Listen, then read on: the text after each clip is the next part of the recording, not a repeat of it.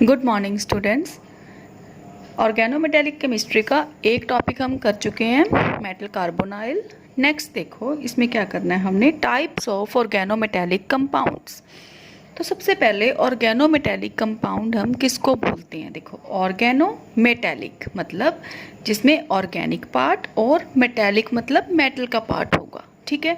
तो इसमें बेटा सबसे पहले अगर आपको कोई पूछे कि कोई भी एग्जाम्पल दे दी कि ये वाला कंपाउंड ऑर्गेनोमेटेलिक है या नहीं, तो हमें कैसे पता लगेगा? ठीक है, तो डायरेक्ट अगर मेटल कार्बन का डायरेक्ट बॉन्ड होगा तो इसका मतलब क्या है, ऑर्गेनोमेटेलिक बोलेंगे। अगर मेटल कार्बन का डायरेक्ट बॉन्ड नहीं है तो वो कंपाउंड ऑर्गेनोमेटेलिक कंपाउंड नहीं होगा, ठीक है। देखो जैसे मैंने दो एग्जांपल्स लिखी हुई हैं यहाँ पे, one is titanium OC3H7 4, second one benzene के साथ टाइटेनियम लगा है OC3H7 3, ठीक है। तो दोनों में डिफरेंस क्या है? देखो इसमें टाइटेनियम का बॉन्ड किसके साथ बन रहा है? विद ऑक्सीजन, ठीक है। लेकिन इस केस में क्या है बेटा, टाइटेनियम का बॉन्ड ऑक्सीजन के साथ तो है लेकिन ऑर्गेनिक पार्ट के साथ भी है, मतलब टाइटेनियम का कार्बन के साथ भी डायरेक्ट बॉन्ड है। ये बेंजीन रिंग है, बेंजीन में क्या होगा, कार्बन्स, ठीक है। सो टाइटेनियम का कार्बन के साथ डायरेक्ट बॉन्ड है, तो इसका मतलब इसको हम बोलते हैं organometallic, but this one is not an organometallic compound, ठीक है। सो ये ऑर्गेनोमेटेलिक नहीं है लेकिन this one is organometallic compound, okay. उसके बाद हमारे पास और एग्जांपल्स हैं जैसे ऑर्गेनोमेटेलिक की, लाइक जीस सॉल्ट। इसको हमने डिटेल में पढ़ना भी है, जैसे हमने मेटल कार्बोनाइल की बॉन्डिंग को एक्सप्लेन किया है ना, तो सिमिलरली हम जीस सॉल्ट की बॉन्डिंग भी एक्सप्लेन करेंगे, ठीक है। नेक्स्ट है डाई मिथाइल मर्करी, ये इसकी और एग्जांपल्स हैं ऑर्गेनोमेटेलिक की, डाई इथाइल जिंक। अब देखो जैसे मैंने ये एग्जांपल लिखी एल्यूमिनियम ट्राई इथॉक्साइड, तो एल्यूमिनियम ट्राई इथॉक्साइड ये ऑर्गेनोमेटेलिक कंपाउंड है या नहीं?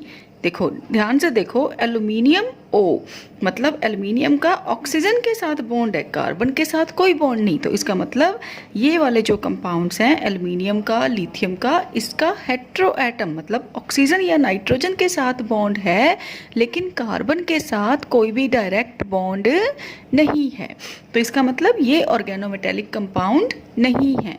तो इसको हम क्या बोलते हैं? These are organic derivatives of metals, these are organic derivatives of metal in which there is no direct metal carbon bond, ठीक है।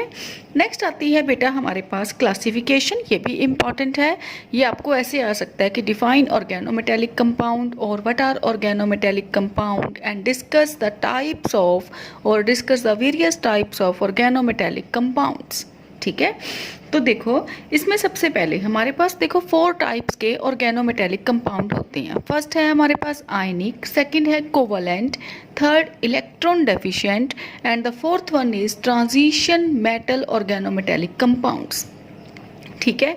सो फर्स्ट देखो आयनिक कंपाउंड, आपने पढ़ा हुआ है कि आयनिक का मतलब क्या होता है? जिसमें आयनिक बॉन्ड हो, जैसे पॉजिटिव नेगेटिव चार्ज सेपरेशन हो, उसको हम बोलते हैं आयनिक।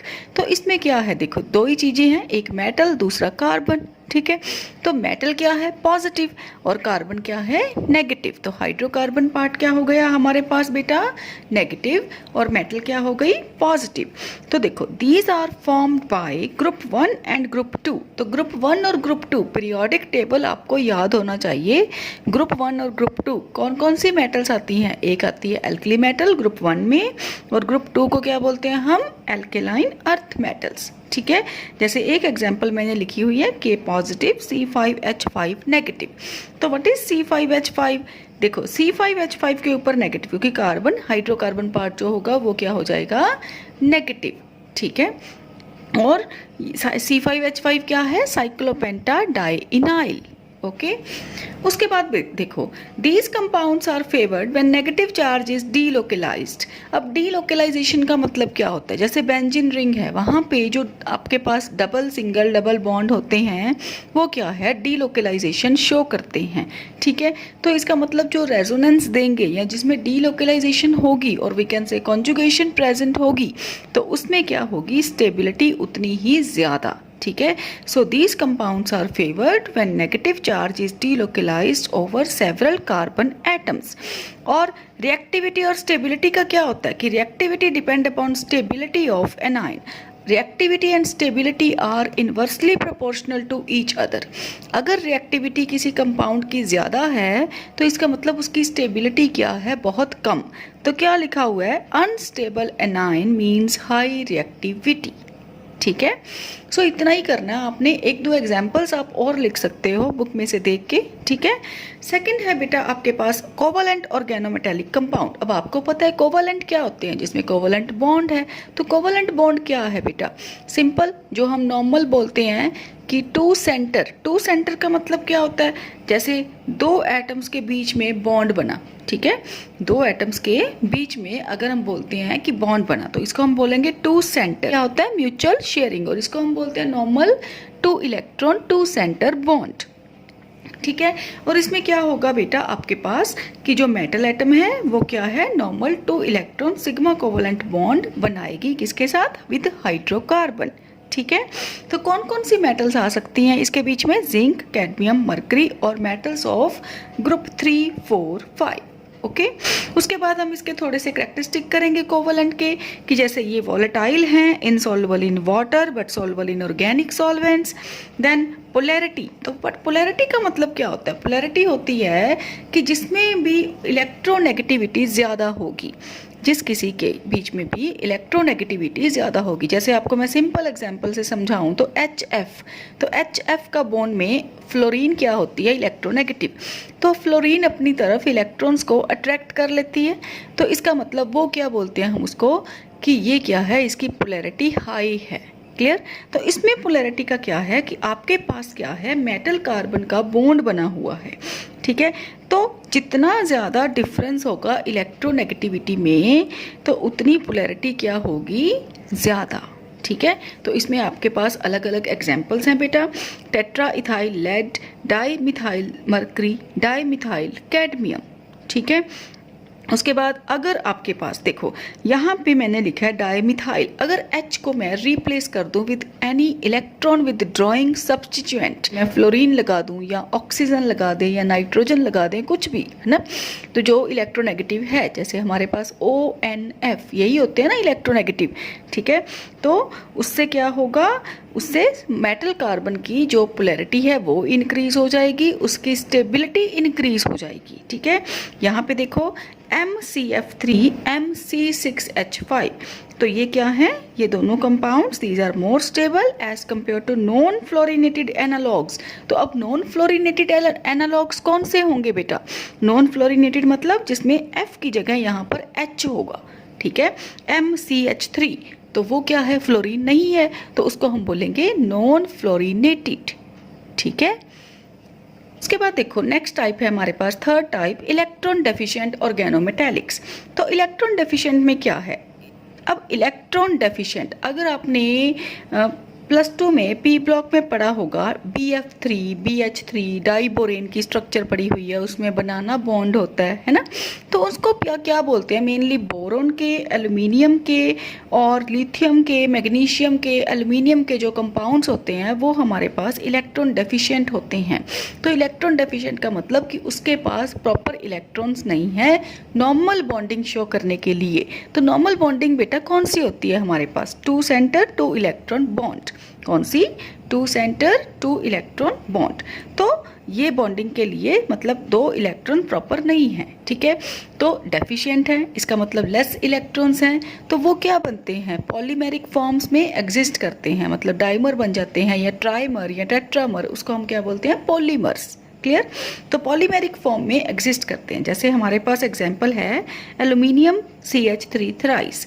तो AlCH3 थ्राइस जो ट्राई मिथाइल एल्यूमिनियम है वो ऐसे मोनोमर की तरह एग्जिस्ट नहीं करता, वो डाइमर की फॉर्म में एग्जिस्ट करता है, क्योंकि यहाँ पे देखो एल्यूमिनियम CH3 CH3 CH3, तो ये क्या बन गया हमारे पास, डाइमर। ठीक है। उसके बाद हमारे पास फोर्थ टाइप है बेटा ट्रांजिशन मेटल ऑर्गेनोमेटेलिक कंपाउंड। तो ट्रांजिशन मेटल ऑर्गेनोमेटेलिक कंपाउंड्स कौन से होते हैं, ये सबसे इंपॉर्टेंट है, इसकी हमने डिटेल पढ़नी है इस चैप्टर में। तो ट्रांजिशन मेटल जो कि अनसैचुरेटेड ऑर्गेनिक कंपाउंड के साथ बॉन्ड बनाएगी उसको हम बोलते हैं ट्रांजिशन मेटल ऑर्गेनोमेटेलिक कंपाउंड्स। तो इसमें देखो बेटा, एक तो हो गई हमारे पास मेटल, क्लियर। मेटल कोई भी हो सकती है, जिंक, कैडमियम, मरकरी, कोई भी ट्रांजिशन मेटल हो सकती है, ठीक है। आयरन, क्रोमियम, मैंगनीज, कोई भी हो सकती है, क्लियर। लेकिन जो लिगेंड है वो डिपेंड करेगा कि लिगेंड अगर आपको याद हो तो कोऑर्डिनेशन कंपाउंड चैप्टर में हमने यूज़ किया था ये वर्ड लिगेंड। लिगेंड क्या होता है बेटा, जो अपने इलेक्ट्रॉन्स डोनेट करता है, जिसकी डोनर एबिलिटी होती है, डोनर प्रॉपर्टीज़ होती हैं, ठीक है, कि वो उसके पास इलेक्ट्रॉन्स क्या हैं ज़्यादा, तो वो इलेक्ट्रॉन डोनेट करेगा। अब वहाँ पे भी हमने किया था, एक वर्ड किया था वहाँ पे डेंसिटी, कि इलेक्ट्रॉन्स कितने डोनेट करता है कोई लिगेंड, ठीक है। तो जैसे हमारे पास F नेगेटिव है, OH नेगेटिव है, वो कितने इलेक्ट्रॉन डोनेट करते हैं, सिंपल नॉर्मल बॉन्ड बनाते हैं ना वो सिंगल। लेकिन अगर हम बात करें EN की, तो इथिलीन डाइअमीन वो कितने बॉन्ड बनाता है, एक EN मेटल के साथ 2 बॉन्ड बनाएगा, तो इसका मतलब वो क्या हो गया, ईटा 2। तो सिमिलरली हमने इस चैप्टर में भी करना है बेटा कि लिगेंड कौन कौन से हो सकते हैं। देखो यहाँ पे पहले लिखी है एल्कीन, एल्कीन मतलब 2 इलेक्ट्रॉन डोनेट कर रही है। Pi allyl group, sorry pi allyl group मतलब जितनी 3 कार्बन्स हैं तो 3 इलेक्ट्रॉन डोनेट करेंगी, तो इसीलिए हमने यहाँ पे पाई लिखा है। अगर यहाँ पे सिग्मा हो, सिग्मा एलाइल, तो इसका मतलब वो 1 इलेक्ट्रॉन डोनेट करेगा। लेकिन अगर यहाँ पे पाई है तो ये 3 इलेक्ट्रॉन डोनेट करेगा, ठीक है। ब्यूटाडाइईन, तो यहाँ पे डाइईन 4 इलेक्ट्रॉन्स होते हैं ना डाइईन में, तो 4 इलेक्ट्रॉन डोनर है। साइक्लोपेंटाडाइईन ये क्या है, 5 इलेक्ट्रॉन डोनर। बेंजीन रिंग, तो ये 6 इलेक्ट्रॉन डोनर, ठीक है। देखो जैसे सबसे पहले है, देखो ये क्या है, 2 लाइंस लगाई हुई हैं, ये 2 लाइंस का मतलब है डबल बॉन्ड, ठीक है।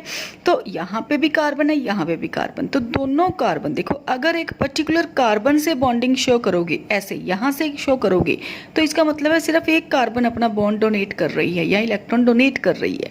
लेकिन यहाँ पर क्या है, हमने डबल बॉन्ड से बॉन्डिंग दिखाई मेटल की तरफ, तो इसका मतलब डबल बॉन्ड मतलब 2 इलेक्ट्रॉन, तो 2 इलेक्ट्रॉन डोनर है। ये देखो यहाँ पर 1 2 3, तो ये 3 इलेक्ट्रॉन्स है ना, तो 3 इलेक्ट्रॉन मतलब यहाँ पे डॉटेड शो करके फिर मेटल की बॉन्डिंग दिखाई है। तो इसका मीनिंग क्या है बेटा, अगर आप मेरी एक बात समझो कि अगर आप एक कार्बन से बॉन्ड दिखाओगे तो इसका मतलब है सिर्फ एक कार्बन अपने इलेक्ट्रॉन डोनेट कर रही है। लेकिन अगर आप 3 को शो कर रहे हो या 5 कार्बन्स को इकट्ठे शो करना है तो उसको हम डॉटेड फॉर्म में शो करके, जैसे हम डीलोकलाइजेशन शो करते हैं, है ना, तो वैसे शो करके फिर हम लिखेंगे कि 3 इलेक्ट्रॉन डोनर है। जैसे बेस्ट एग्जांपल है हमारे पास फेरोसिन, तो फेरोसिन क्या है, देखो साइक्लोपेंटाडाइइनाइल की 2 रिंग्स हैं हमारे पास और सेंटर में क्या लगी हुई है, आयरन। देखो अब जो आयरन है वो इस कार्बन के साथ नहीं अटैच, वो कार्बन किसके आयरन किसके साथ अटैच है, रिंग के साथ। तो रिंग के साथ अटैच होने का मतलब क्या है, देखो दोनों केसेस में मैंने रिंग से शो किया बॉन्डिंग, है ना। तो रिंग से शो करने का मतलब क्या है कि 5 के 5 कार्बन्स बॉन्डिंग में इन्वॉल्व हो रहे हैं बेटा, ठीक है। सो ये ईटा 5 की एग्जाम्पल है, ओके। तो ये भी क्या हो गई, ईटा 5, ये भी क्या हो गई, ईटा 5, ओके, साइक्लोपेंटाडाइइनाइल, क्लियर। उसके बाद है बेटा हमारे पास क्लासिफिकेशन ऑफ लिगेंड्स। तो क्लासिफिकेशन ऑफ लिगेंड, अब लिगेंड मैंने आपको बताया कि लिगेंड क्या होता है, जो इलेक्ट्रॉन डोनेट करेगा मेटल को, ठीक है, उसको हम बोलेंगे लिगेंड। देखो capable of donating a pair of electron to metal atom, तो उसको हम क्या बोलते हैं बेटा, लिगेंड, ठीक है। अब उसके बाद एक टर्म आती है हमारे पास हेप्टिसिटी, ये शायद मैंने आपको असाइनमेंट में भी दी थी कि हेप्टिसिटी को हम किससे रिप्रेजेंट करते हैं, विद ईटा साइन, ठीक है। ईटा हेप्टिसिटी भी बोल देते हैं, डेंटिसिटी भी बोल देते हैं इसको, ठीक है। तो यहाँ पर हम इस चैप्टर में इसको हेप्टिसिटी देंगे और कोऑर्डिनेशन कंपाउंड में हम इसको क्या टर्म देते हैं, डेंटिसिटी, ठीक है। तो यहाँ पर है हमारे पास हेप्टिसिटी हैप्टिसिटी, तो नंबर ऑफ कार्बन एटम्स, मतलब कोई एक, जैसे ये देखो ये कितने इलेक्ट्रॉन डोनेट कर रहा है 5, तो इसको हमने बोल दिया ईटा 5। तो यहाँ पे हमने क्या कहा 3 इलेक्ट्रॉन डोनेट, तो ये ईटा 3 है। यहाँ पर हमने बोला 2 इलेक्ट्रॉन डोनेट कर रहा है, तो ये ईटा 2 है। ठीक है, तो इसके अकॉर्डिंग हम उसको बोलते हैं कि कितने carbon atoms, number of carbon atoms involve in the bonding. ठीक है, उसको हम बोलेंगे हैप्टिसिटी। तो हमारे पास अलग अलग टाइप्स हैं, जैसे eta 1, eta 2, eta 3, then eta 4, 5, 6, 7 and up to eta 8। Clear, up to eta 8। Okay, तो देखो ईटा 1 में आपके पास ना बुक में टेबल बना हुआ है। क्लियर, ईटा 1 में कौन सी आती हैं, ईटा 2 में कौन सी आती हैं, तो दो एग्जाम्पल्स तो मिनिमम आपने लर्न करनी है। ठीक है, सो ईटा 1 एल्काइल ग्रुप है, एराइल ग्रुप है, ईटा 2 में एल्कीन्स हैं, ईटा 3 में हमारे पास पाई एलाइल्स हैं। ठीक है, ईटा 4 की हमने एग्जांपल की है डाइइन। ये देखो यहाँ पे मैंने क्या लिखा है साइक्लोब्यूटाडाइइनाइल। तो साइक्लोब्यूटाडाइइनाइल का मतलब क्या हुआ कि चारों कार्बन, देखो यहाँ पे सर्कल ड्रॉ करके फिर वहां से बॉन्डिंग शो की है, इसका मतलब है 4 के 4 कार्बन इन्वॉल्व होंगे, तो that's why this one is eta 4। उसके बाद ईटा 5 की हमने एग्जांपल की है ना साइक्लोपेंटाडाइइनाइल, तो वो क्या बन जाएगा, जैसे फेरोसीन में था, फेरोसीन में। क्लियर, तो ईटा 5, ईटा 6 की बेटा बेंजीन आ जाएगी, ईटा 7 में बेटा आएगा आपके पास साइक्लोहेप्टाट्राइइनाइल, देन ईटा 8 में आपके पास है साइक्लोओक्टाटेट्राइनाइल। ठीक है, तो ऐसे आपको एक एक एग्जाम्पल लर्न होनी चाहिए, क्योंकि आपके पास बेटा ऐसे क्वेश्चन आ सकता है कि give 1 example of 3 electron donor और 4 इलेक्ट्रॉन डोनर लिगेंड। ठीक है, या फिर ऐसे भी पूछ सकते हैं कि डिफाइन हैप्टिसिटी, और कोई किसी की भी एग्जांपल पूछी जा सकती है, जैसे ईटा 7 की पूछ सकते हैं, ईटा 8 की पूछ सकते हैं। ठीक है, तो या फिर ऐसे जैसे एक क्वेश्चन ऐसे भी आता है कि show the structure of a complex in which cycloheptatriene act as a 6 electron donor. तो सिंपल आपने उसकी स्ट्रक्चर शो कर देनी है। ठीक है, तो जैसे आप बेंजीन की देखते हो, या ईटा 5 जैसे ये इसकी स्ट्रक्चर की है ना, तो उनकी स्ट्रक्चर भी आपने ड्रॉ करनी है साथ।